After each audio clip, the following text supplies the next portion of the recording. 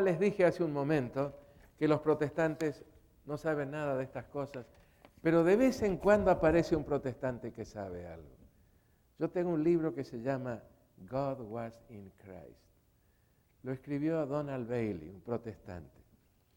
Y él nos dice en ese libro, la obra del Calvario fue en efecto una obra concluida, un sacrificio perfecto, ofrecido una vez para siempre en la tierra. Sin embargo, fue el comienzo de un sacerdocio que continúa para siempre en el dominio invisible, en el cielo, en el lugar santo, más allá del velo, en el cual nuestro sumo sacerdote entró mediante su muerte y donde siempre vive para hacer intercesión por nosotros, siendo siempre capaz de compadecerse de nuestras flaquezas. Esta es una tremenda excepción entre los protestantes, pero ustedes ven que no lo tiene todo claro. Para él Cristo entró en el lugar santo y ahí está para siempre. No capta lo del lugar santísimo. Y él cita en su obra a un autor del siglo, déjenme ver un poquito, la obra de Donald Bailey es de 1948, ahí se publicó. Y él cita a un autor que se llama Gros, a ver si encuentro por aquí, Charles Gros.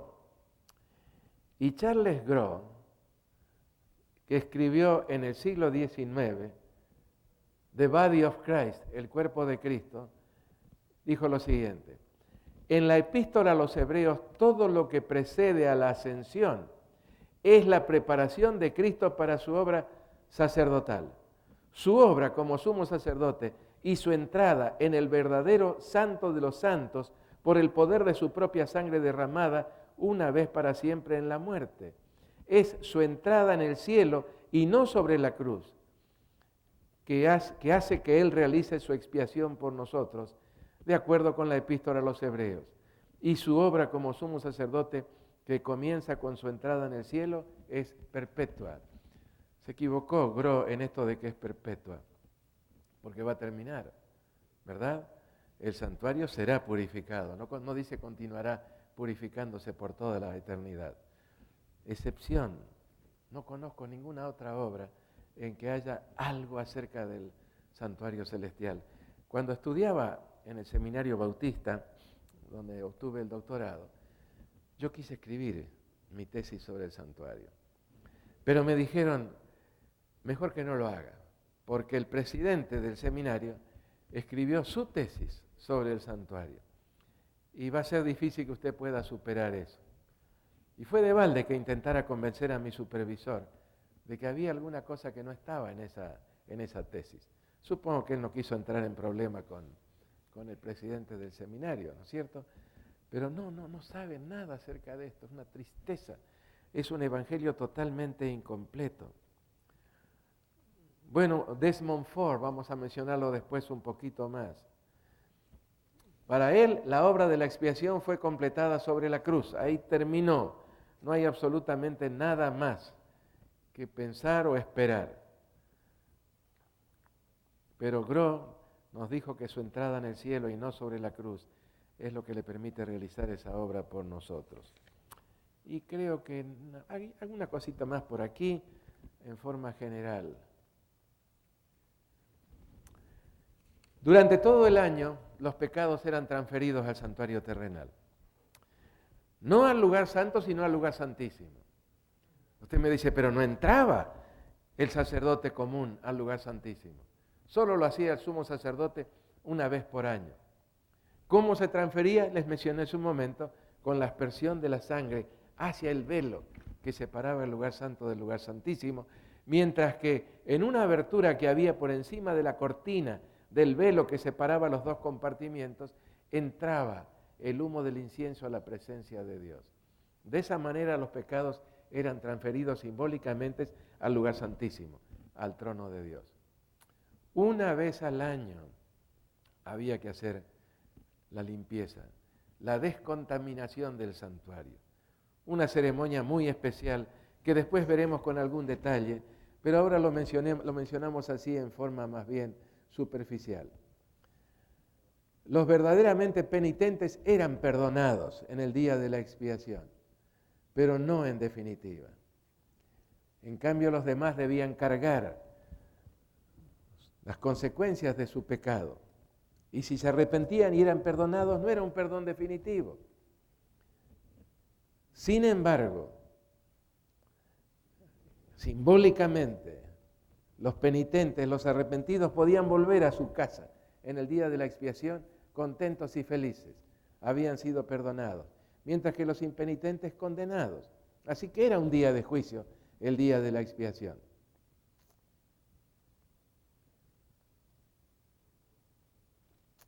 Los pecados confesados, hermanos, no son borrados en el momento en que los confesamos. ¿Por qué no? Porque hay muchos que se arrepienten de su arrepentimiento y que demuestran por la persistencia del pecado que su arrepentimiento no era genuino. La naturaleza del perdón de Dios es condicional. No condicional en Dios, sino condicional en nosotros. ¿En qué sentido? ¿Se acuerdan la parábola del siervo a quien se le perdonó una gran deuda? Y esa deuda se le perdonó. Después salió y se encontró con otro que le debía una cantidad bien pequeñita. ¿Y qué hizo con ese otro? Casi lo mata. Se le arrojó al cuello y empezó a estrangularlo. Y le pasaron la información al rey que lo había perdonado. ¿Y qué hizo el rey? Le retiró el perdón. Este es uno de los pasajes más claros que ilustran la naturaleza condicional del perdón. La lección de esta parábola hace evidente que el perdón es condicional. Solamente en el juicio, allí en el cielo, que precede a la segunda venida de Cristo, es que se determinará a la luz del registro de toda la vida si el arrepentimiento de cada uno cuyos nombres fueron escritos en el libro de la vida fue auténtico, si el individuo perseveró en la senda cristiana hasta el fin. Mateo 24:13, ¿recuerdan? El que perseverare hasta el fin, este será salvo. Al que haya perseverado hasta que su nombre sea llamado al tribunal celestial, al que haya perseverado, sus pecados le serán ahora no solamente perdonados, sino borrados definitivamente. Al que no perseveró, sus pecados le son retenidos y su nombre es eliminado del libro de la vida. Que los nombres pueden ser eliminados del libro de la vida, y en esto queremos ser bastante enfáticos porque los protestantes dicen no puede, una vez salvo, salvo para siempre, pero que los nombres pueden ser eliminados del libro de la vida, lo hace muy claro Apocalipsis 3:5. Apocalipsis capítulo 3, el versículo 5. Aquí estamos en el mensaje, en este caso, a la iglesia de Sardis. El que venciere será vestido de vestiduras blancas y no borraré su nombre del libro de la vida y confesaré su nombre delante de mi Padre y delante de sus ángeles. Qué bueno que ustedes anotaran estos versículos que estamos dando así en forma general, porque se van a encontrar por allí con esa declaración, ¿no?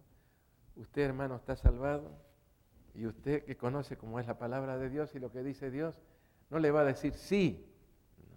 Y ellos esperan tomarlo allí. Y si usted queda vacilando, le van a decir, bueno, yo sí estoy salvado. A mí me salvó el Señor hace 10 años. Mi nombre está escrito en el libro de la vida. Nada se borra del libro de la vida. Pero este pasaje nos dice que el que no persevera, el que no mantiene sus vestimentas blancas, su nombre será borrado del libro de la vida, lógicamente en el juicio. ¿Recuerdan Daniel capítulo 7, versículo 26? Se sentará el juez. O en el versículo 10, el juez se sentó y los libros fueron abiertos. Y solamente son reconocidos como pueblo de Dios.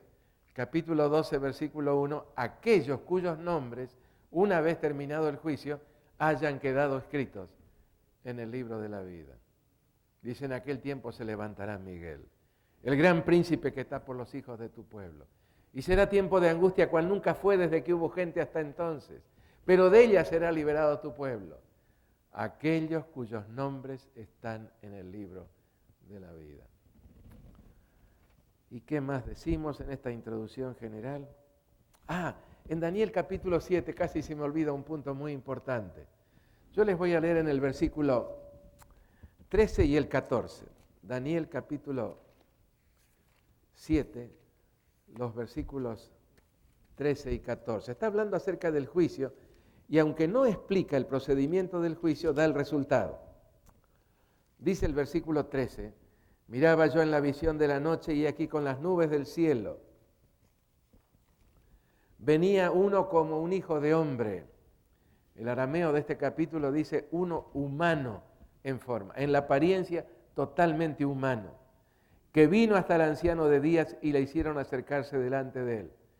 Y le fue dado dominio, gloria y reino para que todos los pueblos, naciones y lenguas le sirvieran. Su dominio es dominio eterno que nunca pasará y su reino uno que no será destruido. Parecería que solamente Cristo va a recibir el reino. Pero fíjense cuando llegamos al versículo 27. Y que el reino y el dominio y la majestad de los reinos debajo de todo el cielo sea dado al pueblo de los santos del Altísimo, cuyo reino es reino eterno y todos los dominios le servirán y obedecerán. Y viene el protestante y nos dice, ¿cómo es la cosa? ¿Cristo recibe el reino o su pueblo recibe el reino? ¿Cómo explicamos esto, hermanos? Bueno, Cristo representa a los santos del Altísimo delante del Padre. Cristo en su persona incorpora a toda la iglesia. ¿Recuerdan San Pablo cuando dice que la iglesia es el cuerpo de Cristo y Cristo es la cabeza? Allí en 1 Corintios el capítulo 11. Cristo en su persona incorpora a toda la iglesia. Al recibir Él el reino, la iglesia, los santos del Altísimo, lo reciben juntamente con Él. Bueno, voy a dejar, hay bastante más, pero vamos ahora, después de una pequeña pausa, de un recreo, vamos a pasar al material que ustedes tienen, el librito. Pero tal vez haya alguna pregunta en relación a lo que hemos visto, sí, en forma tan rápida, tan superficial, de conceptos básicos, fundamentales en cuanto al santuario. ¿Alguna pregunta, hermano?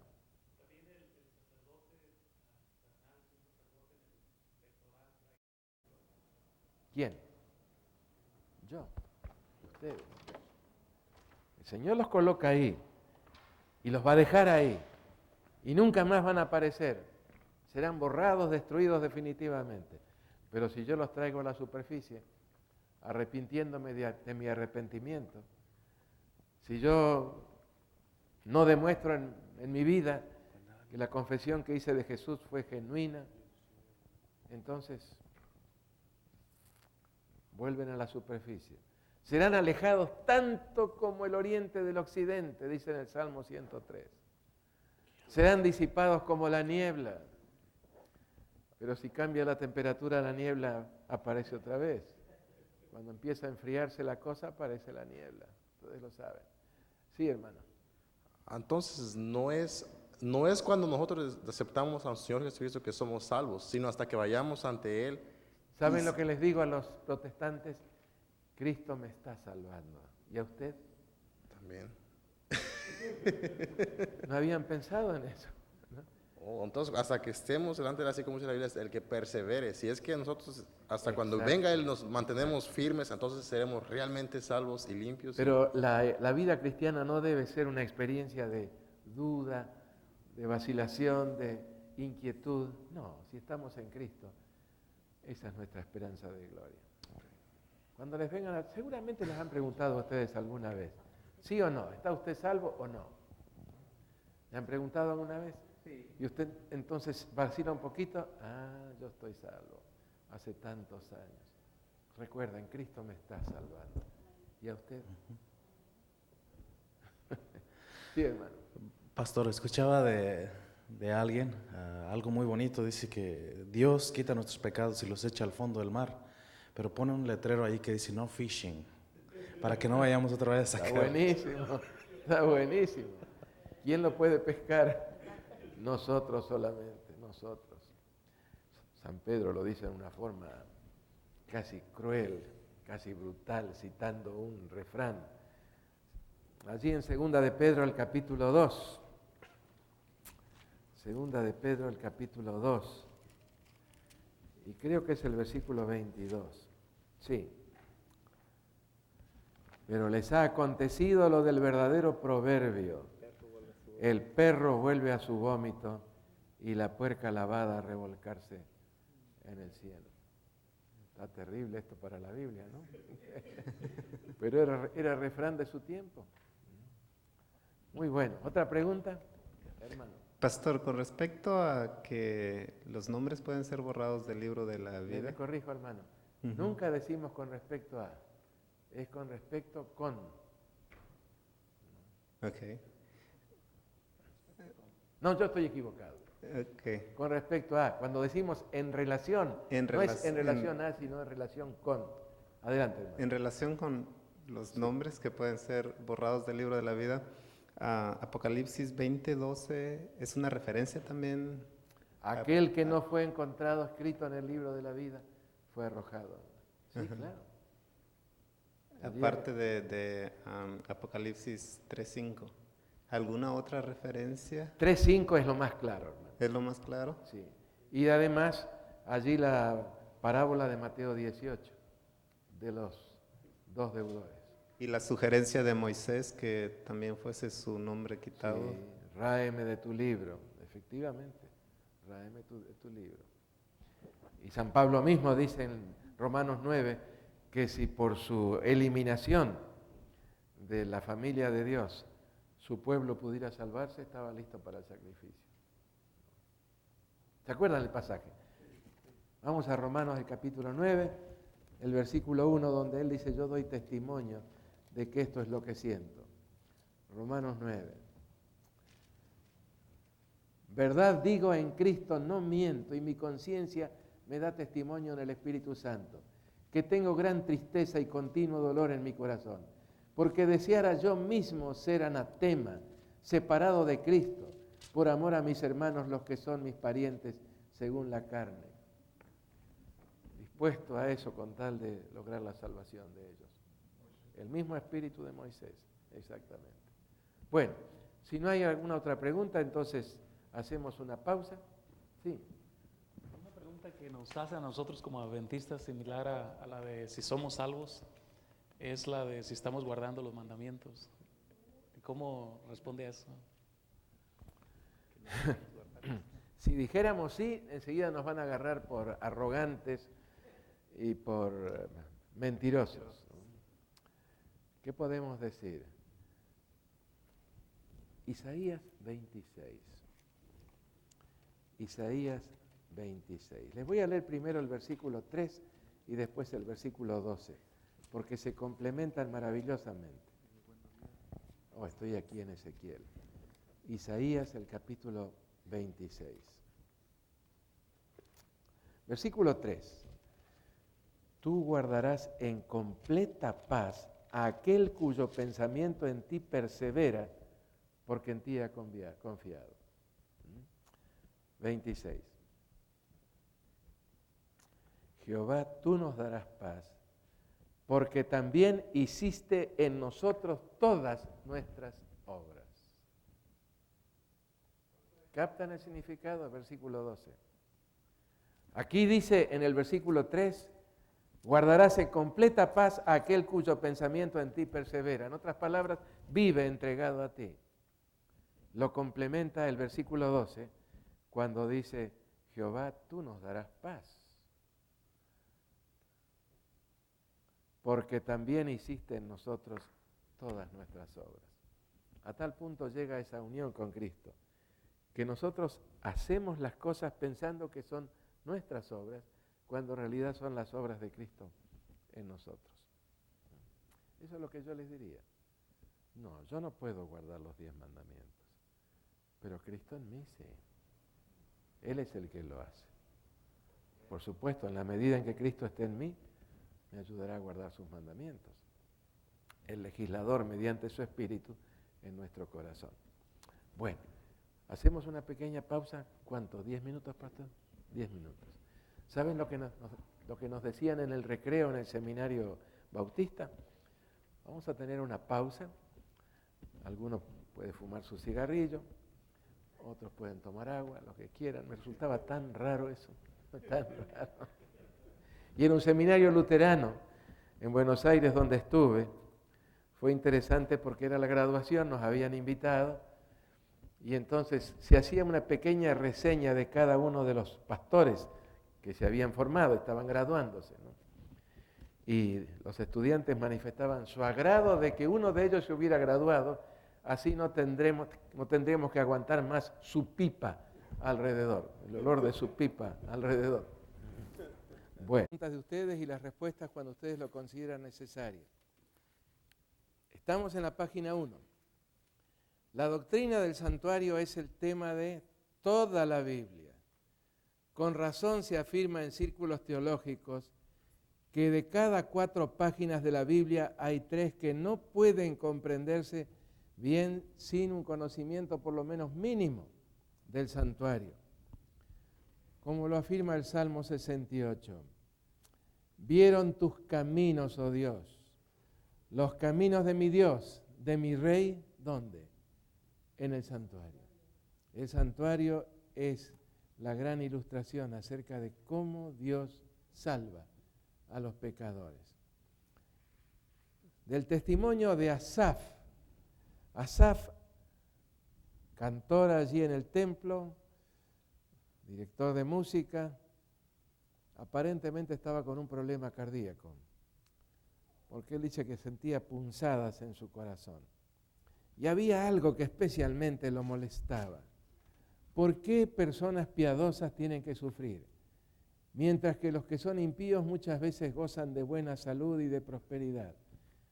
Él dice, casi resbalaron mis pies. Estuvo a punto de soltar todo, afligido por el problema cardíaco. Y por otro lado, esta situación de por qué tenía él que sufrir cuando estaba en el servicio a Dios. Dice finalmente en el verso 16 y el 17, cuando pensé para saber esto, fue duro trabajo para mí, hasta que entrando en el santuario, comprendí. En el santuario comprendemos todas las cosas, en relación con nosotros y con Dios. Lo verdaderamente notable del caso es que todo lo que tiene que ver con el santuario, con los sacrificios, con la manipulación de la sangre, con todos los elementos adicionales que se añadían a la sangre, puede resumirse en 4 palabras básicas. Miren, en Levítico hay 49 sacrificios distintos y cada uno con una multitud de detalles. Pero todo puede resumirse en 4 palabras. Y si nosotros captamos el significado, ayudamos a los miembros de iglesia a captar el significado de estas palabras, comprenderán el tema del santuario, el secreto de nuestra esperanza. ¿Cuáles son esas palabras? Sustitución, transferencia, expiación o limpieza o purificación y transferencia final. Esta doctrina cobra importancia adicional en relación con las profecías. Un poder impío trataría de arrebatar del conocimiento de la gente la obra de Cristo en el santuario celestial. Y habría de reemplazarla por un sistema de salvación de su propia invención. Una gran falsificación. Dice en Daniel capítulo 8, versículos 11 y 12, aún se engrandeció contra el príncipe de los ejércitos, y por él fue quitado el continuo. Ese por no está bien traducido, es mimenu en hebreo, que quiere decir de él. Y de él, del príncipe de los ejércitos, fue quitado el continuo, mejor la continuidad. Y el lugar de su santuario fue echado por tierra. Y a causa de la prevaricación le fue entregado el ejército junto con la continuidad. Y echó por tierra la verdad e hizo cuanto quiso y prosperó. ¿Cuál es la verdad, hermanos? ¿Qué es la verdad? Ustedes saben que ha habido verdades presentes en distintos momentos que dejaron de ser las verdades más destacadas. Piensen ustedes en Noé. ¿Cuál fue la verdad presente? efectivamente un diluvio, que Dios se iba a destruir, raer esa generación totalmente entregada al pecado. Y si avanzamos a través del tiempo, piensen en Natán, el profeta en el tiempo de David. Él tenía verdades para decirle al rey, que hubieran estado fuera de lugar en otro momento y en otras circunstancias. Cada uno de los profetas se levantó con algún mensaje específico, pero la verdad presente para este tiempo, ahora, esa verdad que iba a ser echada por tierra, ¿cuál es esa verdad? Efectivamente, la continuidad de Cristo comenzada en la cruz y continuada en el santuario celestial. Yo quiero que ustedes se fijen en el versículo 11, donde dice, el lugar de su santuario fue echado por tierra, y el versículo 12 echó por tierra la verdad. ¿Se dan cuenta? El conocimiento del santuario es la verdad para nuestros días. Eso es lo que Dios ha encomendado al pueblo remanente. Predicar la verdad del ministerio de Cristo en el santuario celestial. Y esas 4 palabras todavía pueden reducirse a 2. Sustitución y transferencia. Porque hay un sustituto, podemos transferirle nuestros pecados. Ya no están más sobre nosotros, están sobre Él. Y nadie los va a colocar otra vez sobre nosotros, a menos que nosotros los reclamemos con una vida de pecado y anulemos el perdón que nos fue otorgado. Ante la pregunta llena de asombro de Gabriel, preguntando por cuánto tiempo habría de tolerarse una situación tal, Miguel contestó hasta 2300 tarde y mañana. No dice tardes y mañanas, tarde y mañana. Vamos a explicarlo más adelante. Luego el santuario será purificado. 2300 años, 23 siglos, que habrían de extenderse desde la salida de la palabra para reedificar a Jerusalén. Ese fue el decreto de Artajerjes I Longánime o Longímano, que es lo mismo. En el 7º año de su gobierno, en el año 457 a.C., dio comienzo al período que terminó exactamente 2300 años después, en 1844. Sería muy difícil exagerar la importancia de este cumplimiento. Dios habría de suscitar mensajeros que habrían de recuperar el conocimiento del continuo, o mejor aún, continuidad de Cristo en su santuario. Qué importante es identificar a esos mensajeros. Escuchar su mensaje, trascendental importancia. Y este es precisamente el propósito de este seminario. Si intentáramos sintetizar todo lo relacionado con el santuario, podemos hacerlo en 10 puntos básicos.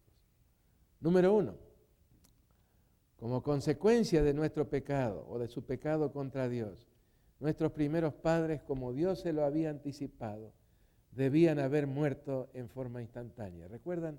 Génesis 2:17, el día que pecares, ciertamente morirás. Y pecó y no murió. Sí, podemos decir que comenzó ya el proceso de decadencia, pero no murió porque alguien murió por él, un cordero. Había que vestirlos, habían perdido el manto de la justicia. Y de paso, cuando decimos que la doctrina del santuario es la doctrina de toda la Biblia, la doctrina de los mantos es también de toda la Biblia. Encontramos allí a nuestros primeros padres perdiéndolos, y en el Apocalipsis encontramos a una muchedumbre que nadie podía contar con los mantos blancos de la justicia. Así que no murieron y pudieron comprender un poco mejor lo que significaba lo que habían hecho cuando vieron a Dios degollando un cordero para cubrir con su piel la desnudez de ellos. Hermoso símbolo del manto de justicia que les estaba siendo ofrecido a través del divino sustituto Jesús. Hay una declaración de la hermana White en Patriarcas y Profetas que da a entender que quien mató al animal fue Adán. Pero no es absolutamente clara. porque podría ser que a partir de ese momento fue Adán el que lo hizo. Pero al final de cuentas, la ira de Dios contra el pecador, ¿contra quién se descargó en la cruz?